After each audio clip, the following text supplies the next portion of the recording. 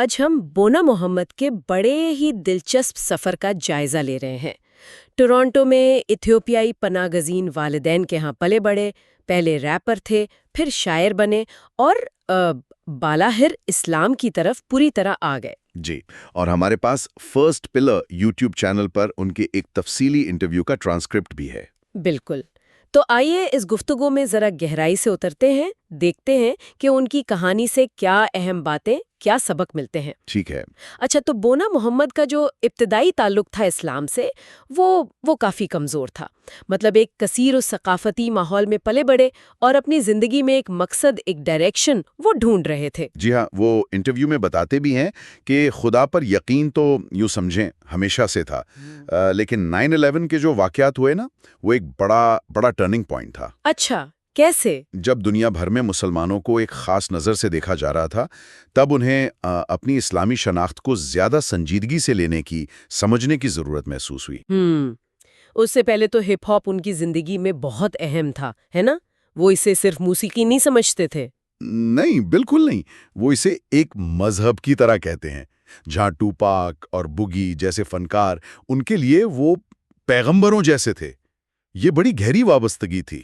واہ، لیکن پھر اسی سے مایوسی بھی ہوئی۔ بالکل بالکل، وہ بتاتے ہیں کہ کس طرح انڈسٹری میں اخلاقیات کی کمی بہت وہ کہتے ہیں کہ وہ رمضان ان کی زندگی کا سب سے مشکل لیکن ساتھ ہی سب سے بہترین مہینہ تھا، اور وہ یہ بھی کہتے ہیں کہ اس کے بعد سے انہوں نے کبھی نماز نہیں چھوڑی۔ تو یہ ایک طرح سے نظم و ضبط اور روحانی تعلق کا آغاز تھا۔ تو یہ تبدیلی صرف ذاتی نہیں رہی، ان کے فن پر بھی اس کا گہرا اثر پڑا۔ اپنے پرانے فینس کھو دینا تو کافی مشکل فیصلہ رہا ہوگا۔ یقیناً مشکل تو تھا ہی۔ جب انہوں نے اسلامی شاعری شروع کی تو جو پہلے والے پرستار تھے وہ چھوٹ گئے، لیکن پھر انہوں نے اپنی ایک نظم فور دا لو وہ آن لائن پوسٹ کی۔ جی، اور اس کے بعد انہیں ایک بالکل نیا، ایک عالمی مسلم سامعین ملا، جس نے ان کے کیریئر کو ایک نئی ہی سمت دے دی۔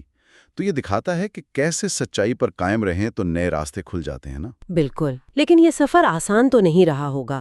دوستوں کا حلقہ بدلنا، ایک نئی کمیونٹی میں جگہ بنانا، کیریئر کی سمت بدلنا، یہ سب بڑے چیلنجز ہیں۔ ہاں بالکل، وہ ان مشکلات کا ذکر کرتے ہیں، لیکن ساتھ ہی یہ بھی بتاتے ہیں کہ کیسے ہم خیال دوستوں کا ملنا اور مخلص علماء شیخ کا ملنا کتنا مددگار ثابت ہوا۔ کمیونٹی کی اہمیت یہاں بہت واضح ہوتی ہے۔ ان کی باتوں میں اکثر اسلام کی سادگی اور عالمی گیریت کا ذکر ملتا ہے۔ جی ہاں، وہ فطرت پر بہت زور دیتے ہیں، یعنی انسانی فطرت سے اسلام کی جو مطابقت ہے، ان کے نزدیک یہ سبھی نبیوں کا دین ہے، اور یہ مختلف پس منظر، مختلف ثقافتوں کے لوگوں کو آپس میں جوڑتا ہے۔ اور یہ بات ان کی اپنی زندگی سے بھی ظاہر ہوتی ہے۔ بالکل۔ اور اب تو وہ فلم سازی میں بھی دلچسپی لے رہے ہیں، اپنی فلم رائچس سنر کا ذکر کرتے ہیں۔ جی، یہ فلم بارسیسا نامی ایک راہب کی بڑی مشہور اسلامی کہانی ہے، اس سے متاثر ہو کر بنائی ہے۔ وہ اسلامی روایت میں کہانی سنانے کی اہمیت پر بھی بات کرتے ہیں اور ایک حلال ووڈ کا تصور بھی پیش کرتے ہیں۔ حلال ووڈ یعنی اسلامی اقدار کے مطابق تفریحی مواد تیار کرنا، ایک کوشش ہے کہ فن کو مثبت پیغام پھیلانے کے لیے استعمال کیا جائے۔ یہ تو بہت دلچسپ بات ہے۔ اچھا، آخر میں وہ خاندانوں کے لیے کیا پیغام دیتے ہیں، خاص طور پر جو مغرب میں رہ رہے ہیں؟ ان کا مشورہ بڑا عملی ہے۔